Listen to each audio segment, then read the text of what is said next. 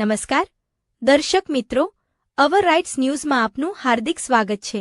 વડોદરા શહેરમાં તરસાલી ખાતે શ્રી ઉમિયાધામ ટ્રસ્ટ દ્વારા આજરોજ શહેરમાં ઉમિયા માતાના મંદિરના નિર્માણ અર્થે ભૂમિપૂજન રાખવામાં આવ્યું હતું।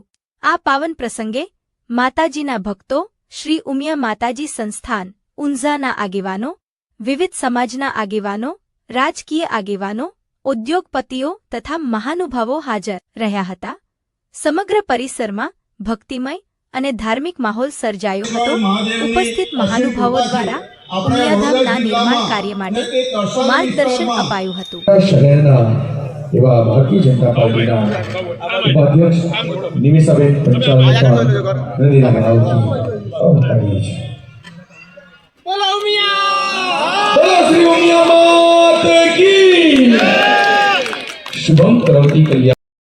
આપ સૌની વચ્ચે પધાર્યા છે તેઓને પણ આવકારીએ છીએ। आज सवारे